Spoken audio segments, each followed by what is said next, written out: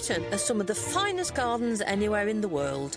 For me, it's about getting in amongst the wonderful plants that flourish in this country and sharing the passion of the people who tend them. However, there is another way to enjoy a garden.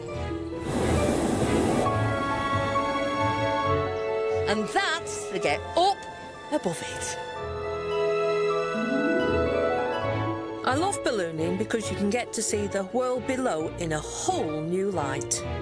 From up here, you get a real sense of how the garden sits in the landscape, how the terrain and the climate has shaped it. And I want you to share that experience with me.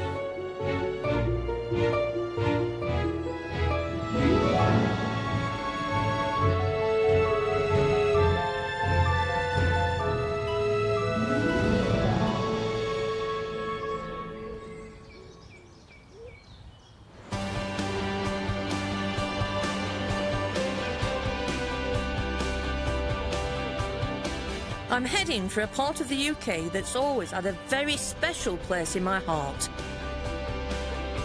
And I'm not alone in loving this particular landscape. In a national poll to find the best views in Britain, this county easily came out on top. Today I'm taking to the skies above Cornwall.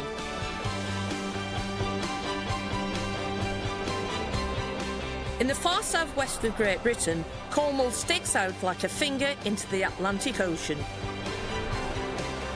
In the north of the county, high exposed granite, pasture land and arable areas.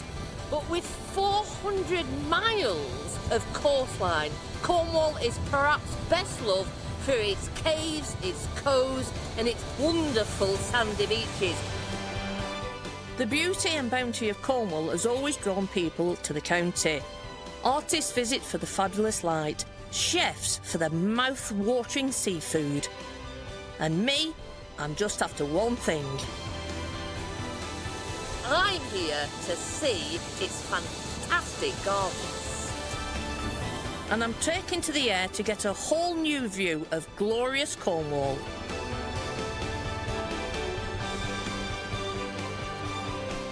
Today I'm visiting two gardens that flourish in the unique conditions found in Cornwall.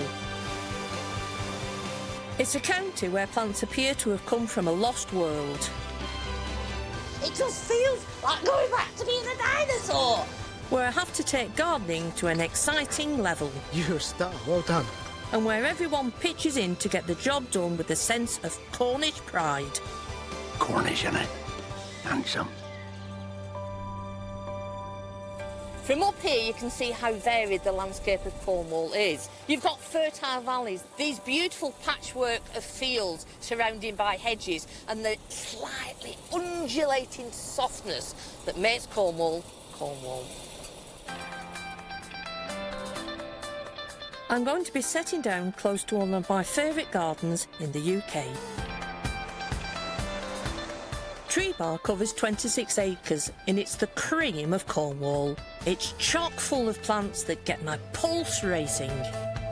Trebah sits on the north bank of the Helford River and it always reminds me of having a paint pot of plants and I just want to pour it down the valley to the sea. There's that sense of adventure, foaming trees, spectacular planting. For me, my favourite Cornish valley garden.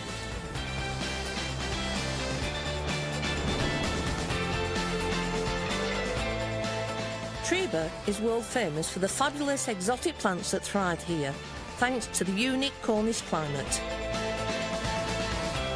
The Gulf Stream brings warm, wet weather across the ocean from the Caribbean, and Cornwall is one of the sunniest counties in the UK.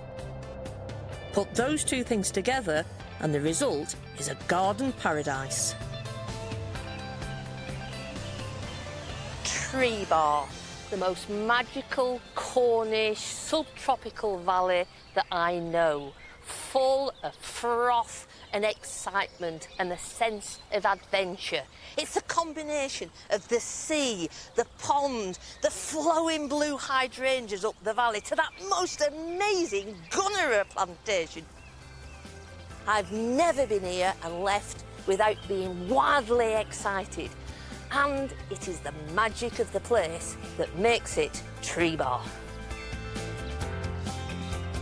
The garden was created in the late 1830s by a man called Charles Fox, who came from a wealthy local shipping family.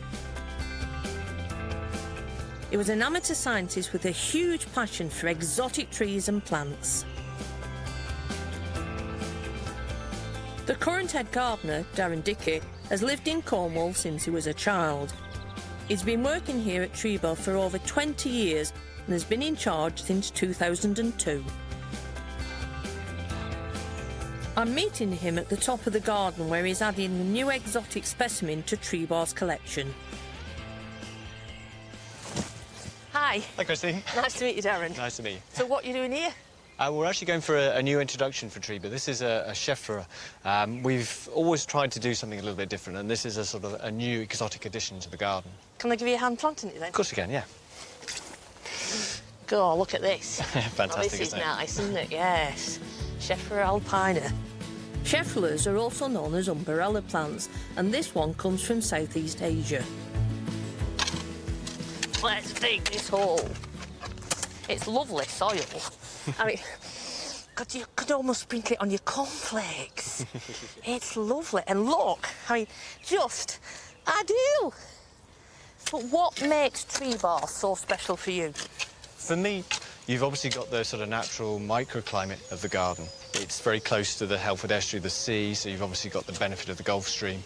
And also we have very mild winters, and so you get this fantastic sort of lush growth. The season goes on for longer. Yeah. And the other great thing we have, I'm very fortunate, we have a lovely sort of water features leading all the way down through. And then the ultimate water feature with the beach at the bottom of the garden. So we have our own private beach where people can come and enjoy, spend the day, have an ice cream, and enjoy the beautiful clear waters of the Helford. But there's no chance of a sit-down and a rest for me, not when there's a plant to get in. Yeah. And preferably, obviously, if we can loosen the soil up below so that it's got a chance to establish. Pickaxe, dynamite. Yeah. What do you fancy? Well, it's funny, there's lovely stories about years ago that in the Cornish gardens, one way of getting rid of stumps in the garden, they used to set dynamite Blow them out. and blow them up. Yeah, I know. Out of the... Such a shame about health and safety these days, isn't it? Because you Take 'em imagine, boom, out comes a tree truck as a visitor goes by. Taking away all the fun. Yeah. Do you want to give that a go? Yeah, let's see where we are. That's looking pretty good. Yeah. When Charles Fox was stocking up his back garden in Victorian times, he brought exotic plants and shrubs like these back from abroad in his family's ships. There, that looks all right. This is one. I want to see some other new introductions. Today, some of Charles Fox's original trees still tower over the garden. Now, what I want to know, Darren, is how on earth did he know where to put these fantastic trees? You know, he was putting in little things like that.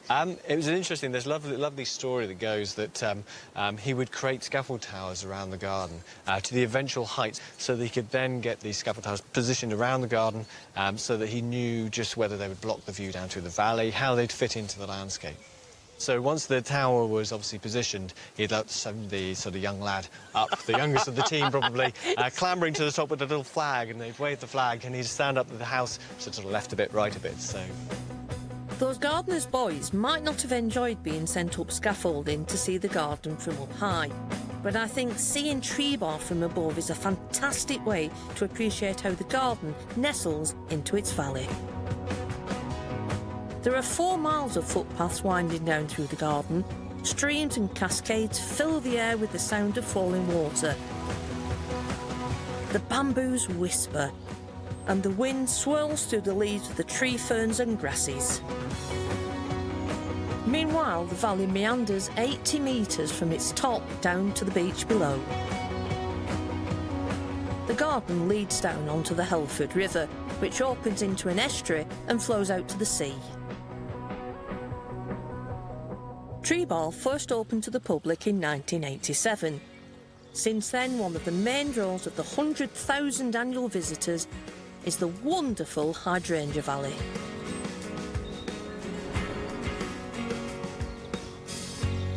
the wild, hydrangeas are found in Asia and in North and South America. The hydrangeas at Trebah are native to China and Japan. These flowers are mainly a glorious blue because the soil here is acidic. If the soil's alkaline, hydrangeas produce pink flowers. Some hydrangeas thrive in shade and they love rain and hate frost. No wonder they do so well here. But if you think the hydrangeas are outsized, just wait until you see another plant that the garden is famous for. It's a monster. This is the Gunnerer passage, lined with towering plants that are also known as giant Brazilian rhubarb. They always bring out the kid in me. I mean, it's just awesome. It's twice my height, and the leaves are twice as big as I am. So how the heck, how do you look after it? It's one of those plants that it pretty much looks after itself, but from time to time also we have to get in here this time of year in the summer and just trim off some of the leaves as they sort of collapse down over, and some of the dead leaves just to tidy it up. But once we get through into sort of October and it all starts to die back, we'll get in there and literally take the whole lot down. So this just erupts in the spring, producing these fantastic flowers. I mean, and then just withers away at the back end. But look at it. I mean, frothy, man, frothy. I want to be a dinosaur, because it just feels like going back to being a dinosaur. I mean, it is a truly magnificent plant. I mean, come on, let's go and do a bit. Let's sort it out. The leaves of Gunnerer can grow up to 2.5 metres wide. There's a bit Indiana Jones in here. Great. We're just going to chop them off with the machete, just tidy them up. We'll just use them just as a little sort of bit of a cover Machete? for the shoots. So, yeah, he's a bit brutal looking, but always good fun for the gardeners. So if you want to hold on to this stem... Yeah, OK. I'm just going to take it off down here. OK. Like so. So do you want to have a go at chopping that one? Yeah, whoa! You see, this is the exciting bit. Hey, look at that. Watching legs. Oh, chop it a bit off. Make it tidy. Right, how many more can we do? I'm on a roll. Come on, let's have this one off. Hang on, let's... There we go. I think it's a fantastic job. Gunnerer, chopperer. Believe it or not, by next year these huge plants will have grown right back again. Absolutely amazing to be able to chop it from underneath. Thanks so much. Come on. Well, thank you for your help. Let's have a wander. The Gunnerer Valley at Trebah might look like a crazy jungle, but it's as carefully cultivated as the rest of the garden. The balmy Cornish climate and fantastic soil make for great growing conditions, but you do have to keep on top of the pruning and weeding, or things can get quickly out of hand.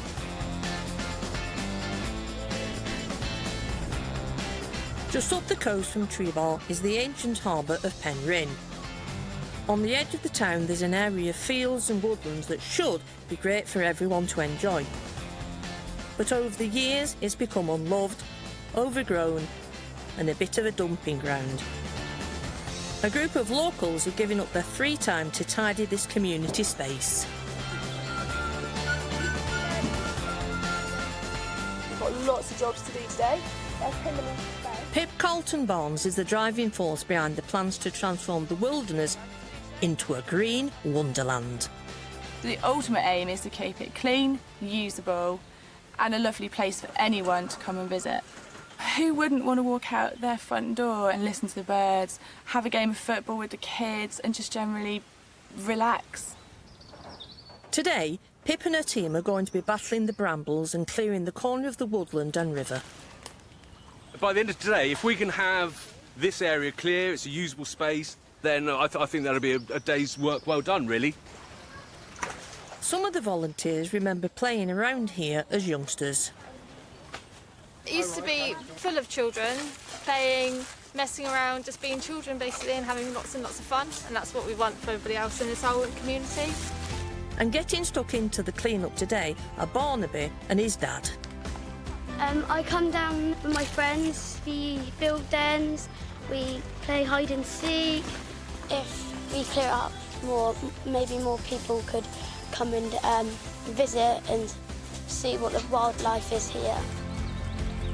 The woods are not just a place to learn about nature. Underneath a layer of leaves, they're uncovering the town's history. I think that's a tile mosaic, that. Do you know what? I reckon that's the bottom part of a swimming pool, or a paddling pool that used to be here. Have I done good, have I? I think you've done really good. I think you've done super job, mate. Whatever it turns out to be, someone once cared enough about the woods to build this here. With luck, in years to come, the locals will still appreciate this place just as much. It's a big project, it's not going to happen overnight, and we all appreciate that. We all work, we all give up our time, so it's a long project, but we will get there. We will, we're all determined. It's fantastic what the gang has achieved in just one day. I don't think it'll be long before the sound of kids having fun rings around these fields once again.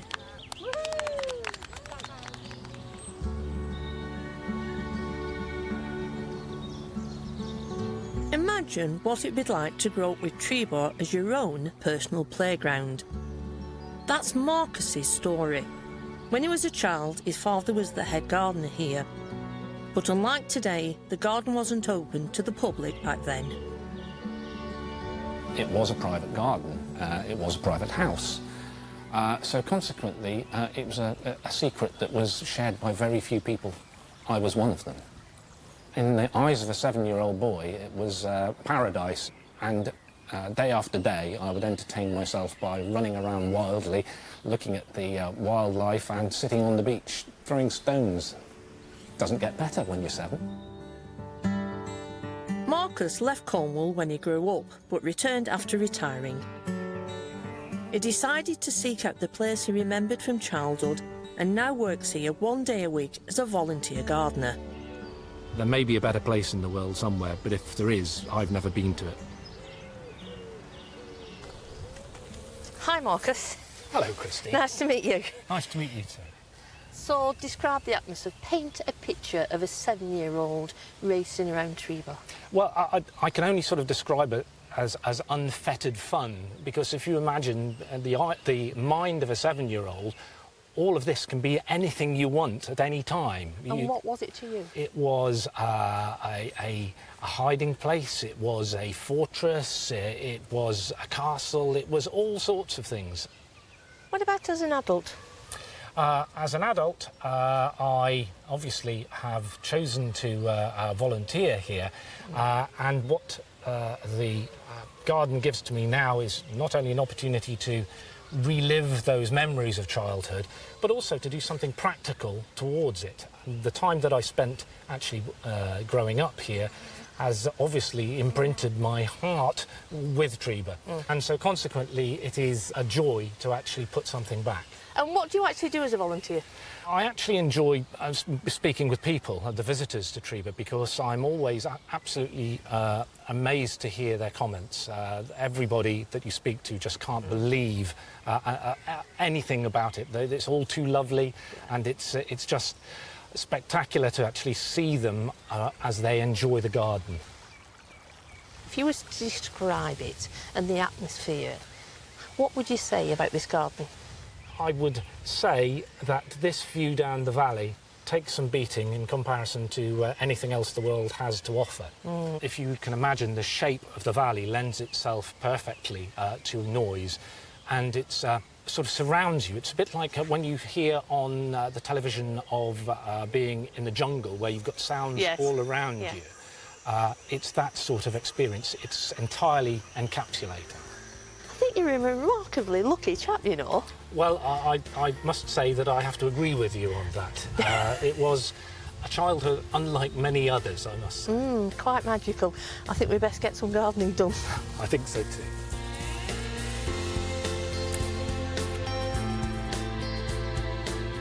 At the very end of Trebah Gardens, Marcus's beloved valley opens out into the Helford River, the estuary and the sea. It's a peaceful place down here today, with just the lapping of the river and the calls of the seabirds disturbing the tranquility.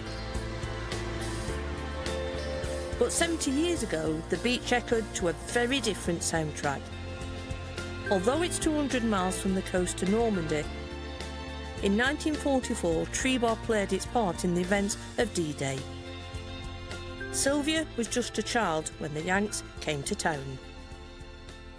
When the troops came through the village, the noise was the main thing coming through in the daytime, and several ladies, they took out cups of tea to the sentries that were standing by the roadside, and they were told to go back indoors and not have anything to do with any of the troops at all.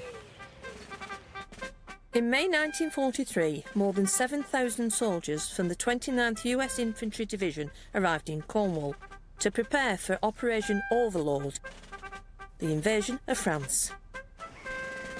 The cove at Trebah had been carefully chosen for the embarkation. The riverbed drops sharply away just off the beach, meaning boats can get close in. The American troops set about widening the road down to the shore, laying down hard standing and building jetties in readiness for leaving for France, all under Sylvia's curious eyes. They were building a pier at Trebah Beach, and one day we were playing on the beach, and suddenly these aeroplanes swooped up the river and started, well, we thought they were fireworks. But apparently they were shooting at the men that were building the pier. We thought it was very exciting, and we were most upset when our parents came and shouted for us to come indoors. The troops spent a year preparing the site and training for D-Day, and Sylvia and her friends found themselves with a new playground to explore.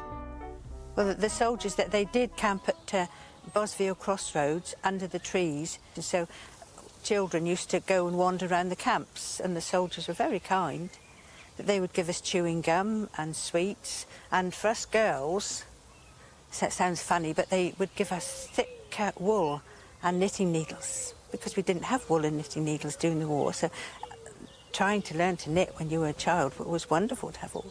But they were very kind. But on the 1st of June 1944, as swiftly as they'd arrived, the soldiers were gone. Suddenly one day, one morning, we woke up and there was nothing at all on the river. It was as quiet as a mill pond, no sound. It was very eerie, just as if you had imagined it. The men of the 29th Infantry Division joined the assault on Omaha Beach in Normandy. By the end of D-Day, the 6th of June, over 2,500 Americans lay dead on that beach alone.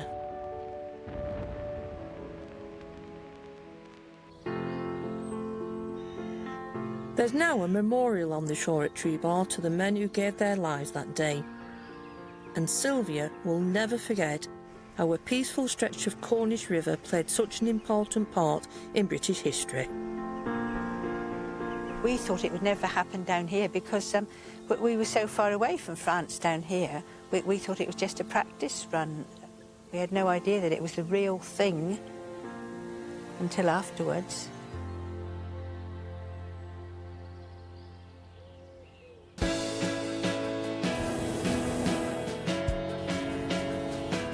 Miles from Trebah as the balloon flies, there's another connection to Normandy here in Cornwall.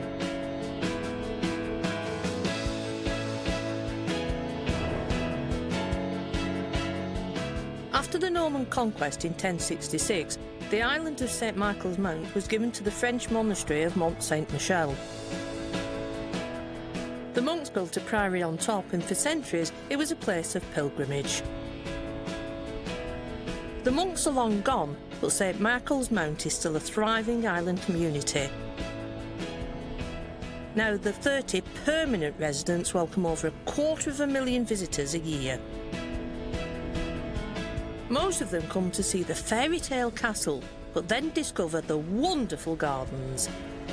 Exotic species flourish here, even though they're clinging to a piece of granite lashed by the Atlantic winds. Assistant head gardener Darren Little has long called this corner of Cornwall home. So you're a local lad, Darren, but what brought you to the Mount? My parents lived on the island, so I was sort of born and brought up on the island from obviously a very young age. But what was it like as a youngster?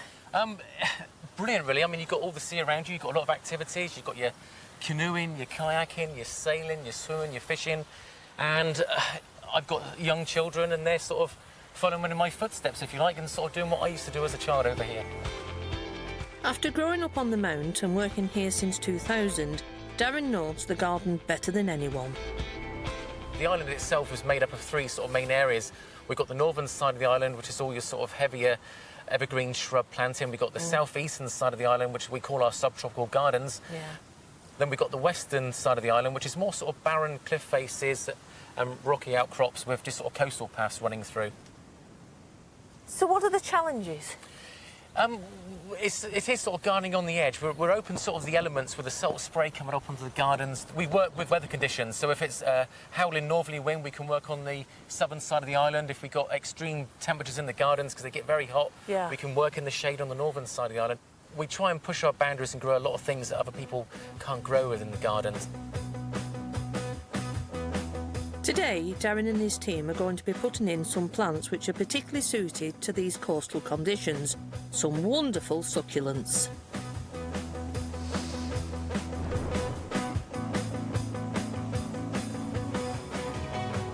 Succulents form a huge group of plants.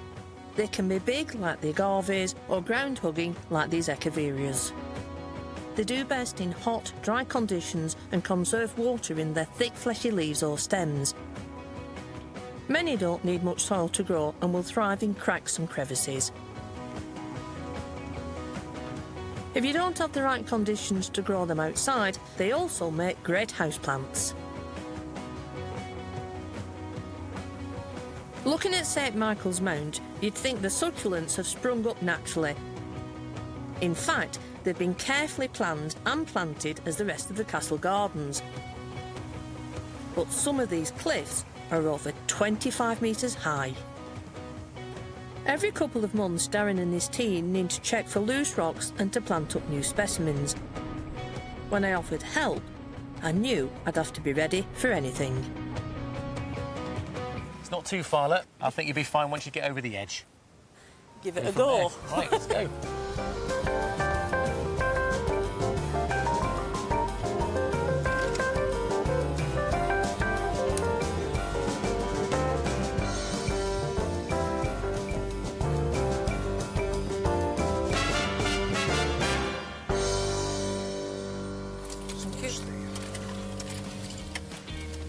Ooh, the things gardeners have to do to make a garden grow. So watch how you're going. There you go. You happy? Yeah. Let some tension come onto that rope and you'll feel nice and secure then. Keep going. Keep going. So just walk down the cliff face? Just walk down the cliff face now. Now you're safe. You're a star. Well done. This might seem crazy, but it's all part of a great master plan for the Mount. The gardens are what we call going vertical. We've always concentrated on the gardens itself, but we've got all these unique cliff faces. But you could have millions of plants. We could, and we probably will. I mean, it'd be fascinating to come back in, say, 10 years' time to just see how many different species you've got growing. Yes, well, even in 5 years' time, hopefully we'll just... yeah. Blimey, I'd best get on and do my bit. So I've got a nice little planting pocket there. Well, quite a big, you know, it's as big as my fist, so let's get something in there. Let's see what you can can I do just pass you the trowel back before we drop this one's Aeonium balsamiferum. All right, great, look at that. Oh, let's give this a new home. All right, get in there, little. Look at that. Go on. Look at that. She looks like she's been there for years. There we go, look at that. Lovely. Fantastic. Right. I mean, this is amazing. I've never done this before. They're certainly not planted up, you know, the side of a wall or cliff face, really, isn't it? I'm going to put that in there because I think... There we go, that'll lovely in there. Nice Aeonium look. Going in. Yeah. Right. There we go. That looks quite pretty, actually, with it does, and you'll, the once these obviously get a lot larger and they stand out against the cliff face, they'll look lovely, you know, with the natural granite behind and the very dark purple. I'm glad I had the guts to do this because, I mean, the view is just stupendous. It's lovely, isn't it? You can't get a better office than this if you like. This is my office. First time I've abseiled, so this is quite something, quite chuffed. And I'll be able to mark this spot. Shall I be a rebel and put CW? CW is here. I think we should go down a bit, descend, and I think it's cup of tea time, do you know? Do you know what I think? That sounds good. Brew time. Lovely. Let's drop out of here. I think I've earned a drink after spending an afternoon abseiling, but I really hope I get the opportunity to do this again. Just down the coast from St Michael's Mount is another stunning cliff-top creation. This is the spectacular Minack Theatre. Every season, the Minack stages 16 different productions, a new one every week throughout the summer. The theatre is now one of the top tourist attractions in the southwest, but the story of its creation is as remarkable as its setting. It was the life work of one extraordinary woman, Rowena Cade, who built it entirely by hand with the help of her faithful gardeners. Rowena was born in 1893 to a family who loved dressing up and putting on plays. She moved to Cornwall with her mother after her father died. She bought this headland and built her home here. Rowena was rich enough not to have to work, but she needed something to do. Her life changed in 1931 when she built a cliff-top stage for the local amateur dramatics group to use for a production of The Tempest. Zoe Curnow first came to work at the Minack as a student and is now the general manager. She takes up Rowena's story. It would have been really hard physical work to create what was essentially a fairly wild cliff gully into the flat stage area and the roughly terrace seating, which was the precursor of what we now see today.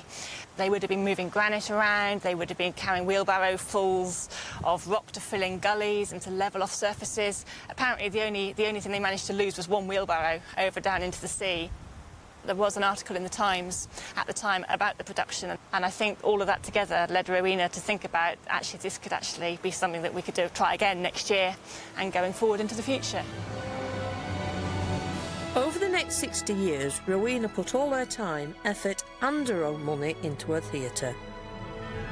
She even salvaged timbers that had been washed up on the beach and carried them up the cliff single-handed. It's just such an unusual place. People come and look at this site and they just can't believe that this was actually built, financed effectively by just the one determined lady, Rowena Cade. This is the 5th summer that actor and storyteller Craig Johnson has brought a show to the Minack. You have local people, but you also have people on holiday and from all different countries, so you've got this brilliant mixed audience of ages. For a lot of them, you can see in their faces they've never seen anything like this before, so it's a really amazing place, I think, to come to. For these kids, a trip to the Minack could inspire a lifetime's love of the theatre. And it's all down to the life's work of one single-minded woman, Rowena Cade.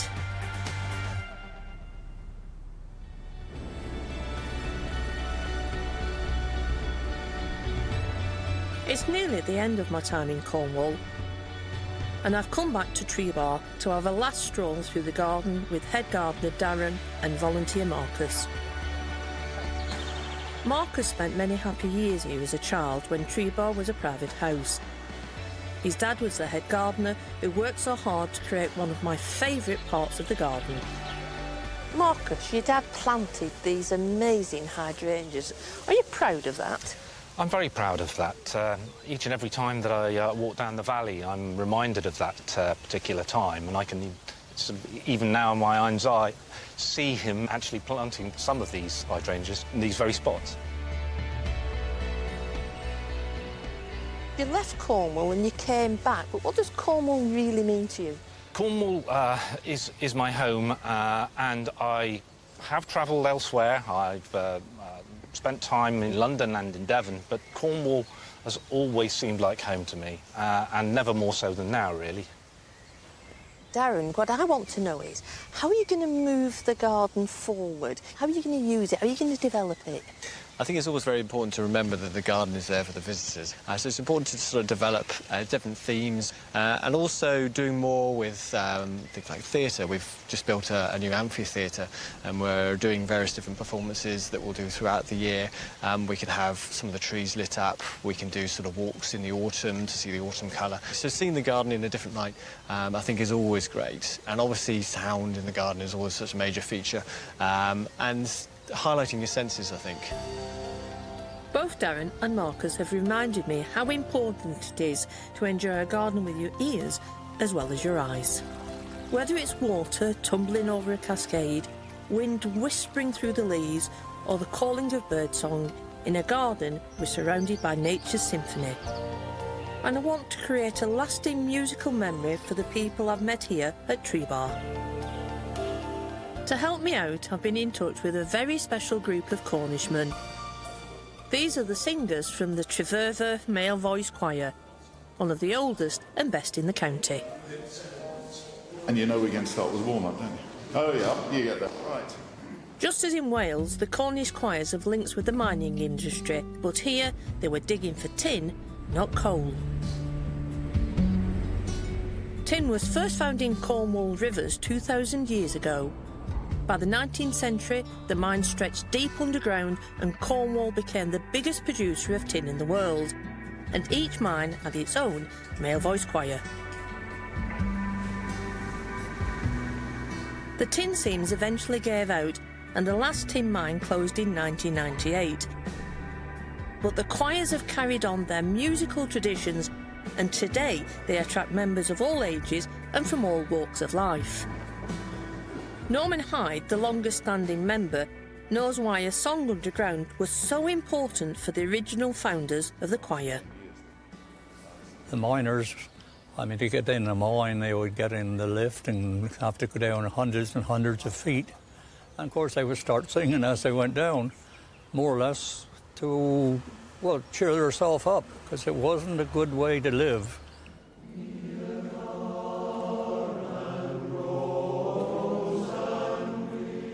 I mean, they were like rats in holes down there to start. It's not like today's mining where you go in a place that's 10 foot high.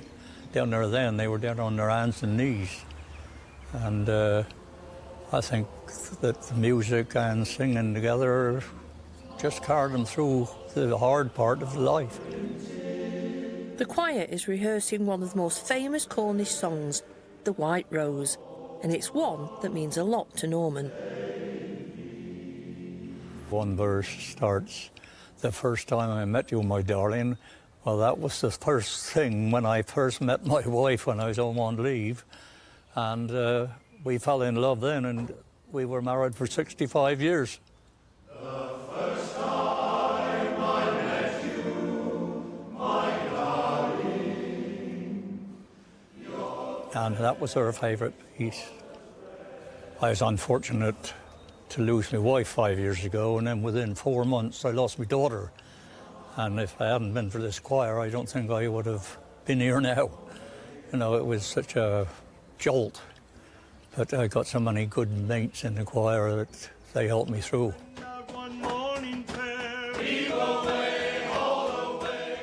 Belonging to the choir isn't just about keeping the traditions alive for the sake of it. It's about friendship, community, and creating great memories. All the way you'll hear me sing. We're bound for South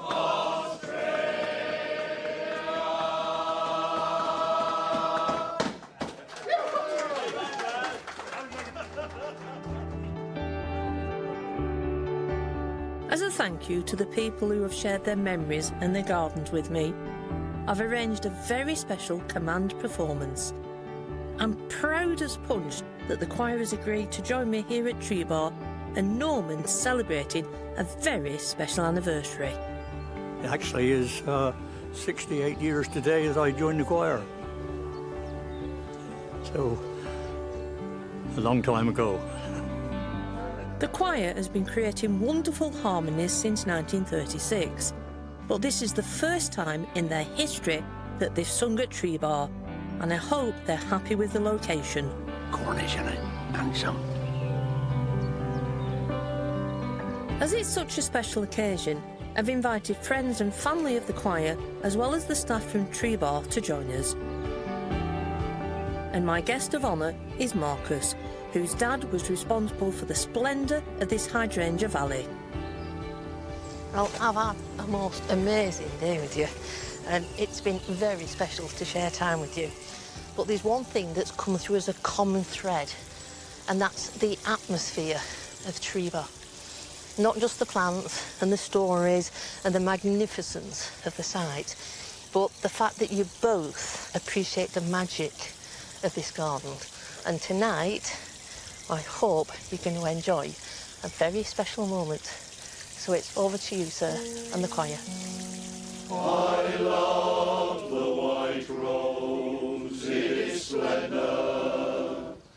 I love the white rose in its bloom. I love the white rose, so fair as it grows.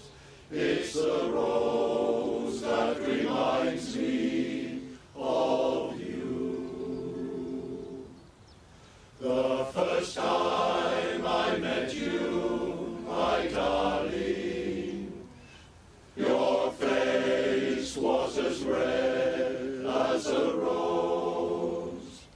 But now your dear face has grown paler, as pale as a lily white rose. Near gar and rose and win, Marweg, Mardek del die feet, and rose and win, Mars and Margrintin, afraid that of Oma they be.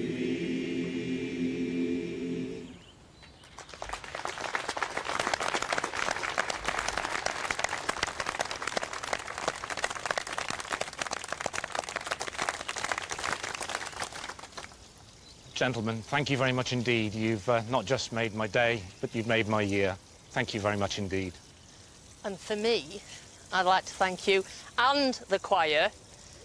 I've visited this garden many times, and I never, ever thought I would have the privilege of hearing a Cornish choir singing the best Cornish garden.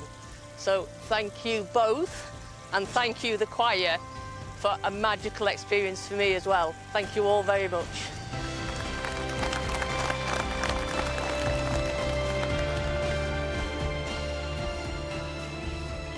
During my trip to Cornwall, it's been a joy to visit two of my favourite places in the world, Trebah and St Michael's Mount.